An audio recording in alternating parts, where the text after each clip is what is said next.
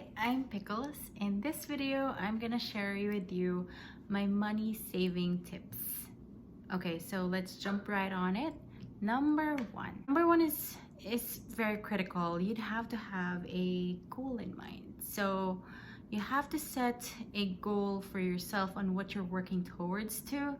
Unlike if you're a person who takes so much joy and happiness from saving just because, for someone like myself, it defines my goal even further, and it keeps me on track, because it sometimes for you to save X amount, it does take a while, and so there's a bit of waiting time in between. So realizing that goal and going back to that main objective of yours and why you're saving in the first place keeps you motivated and determined into powering through, as you go through time and save up for something. Number two is fun to play around and entertain the idea. Now, have an open mind. Maybe you can explore the possibility of living on one paycheck. If you have a partner, maybe just save right away off the bat once the money comes into your checking account, and save at that, and then just work on living off one paycheck. Or if you're single, maybe if you're paid bi-weekly, maybe you can explore or just tinker around if you can live off just one out of the two paychecks. The third one can be a bonus from those special months. But yeah, and then there you go. It's gonna be 50% right away that you save. So for my husband and I, this was something that was forced onto our situation. So the thing is, so before we got married, both of us we're working for our organization, and then after we got married, geographically I moved from somewhere in Southeast Asia, from the Philippines, going to Canada, where I am right now. And so when I moved, of course I have to let go of my work back home and seek out new employment here in Canada. Of course, with my husband, he remained as where he still is working for, and so during that time after we got married, it was sort of forced onto us to really work on having just one income for the both of us as a household. So I mean, it doesn't have to be drastic on your part wherein you literally have to work on just having one paycheck. But then if you can save and explore and just imagine just having one paycheck come in, that would bump up your savings right away. Number three is attaching time to the value or cost of things. Now, I mentioned to you that when I moved to Canada, I had to seek employment, of course. And so when I was starting my career here in Canada, the first few jobs that I had were part-time. And you know, and as a part-time employee, I was paid by the hour.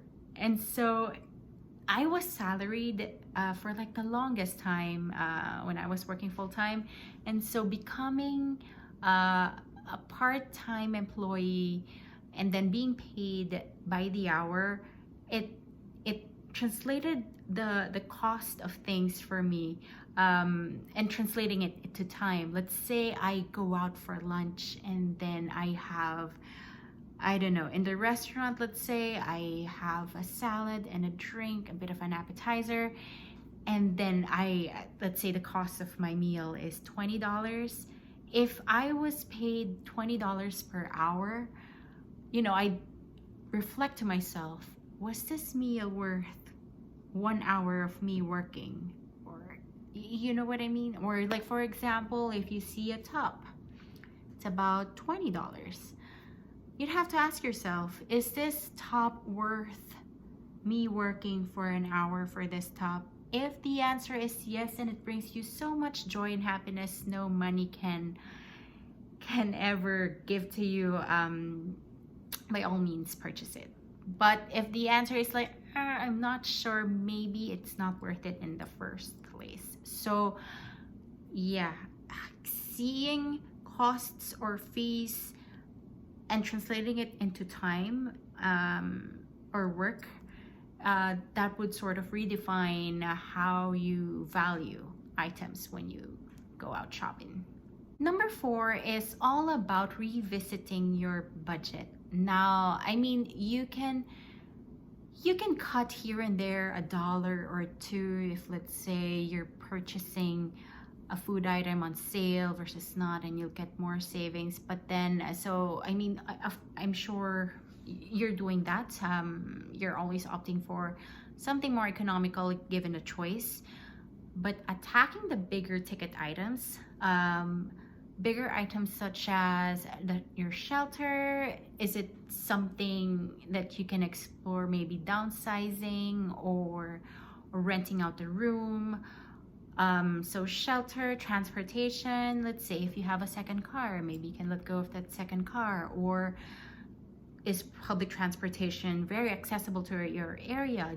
Do you really need a car if you do have one, but you're in a very highly efficient public transit area?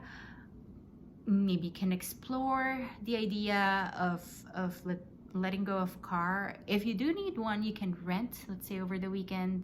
Another option for transportation, if you really need to have a car for your own, is maybe explore the possibility of buying secondhand. So yeah, there's a lot of websites to go to in order for you to look for good deals out there.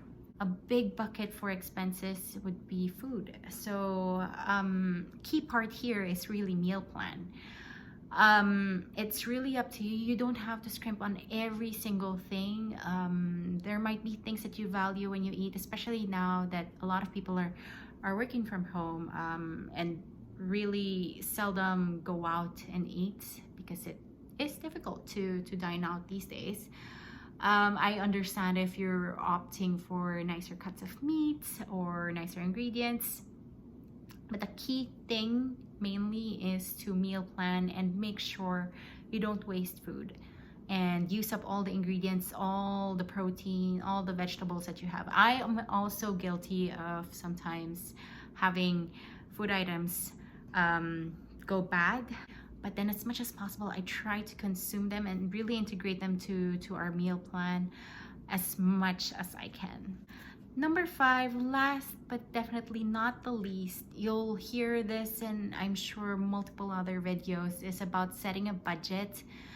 But setting a budget and following through that budget is a different thing. So for myself and my husband, what I did was, I mean, for years now, we've always had this Excel sheet that has all our expenses for both fixed and variable expenses, all of the things that we want to, our financial goals that we want to attain. But really, sometimes if it's just on an Excel sheet, it's still different when you see it from your bank account. So for my husband and I, what worked is that we've set up joint savings accounts, and it's really like a virtual wallet. From this joint pool of money in our checking account, every time our pay comes in, it's always distributed to smaller savings accounts wherein it's the value is predetermined.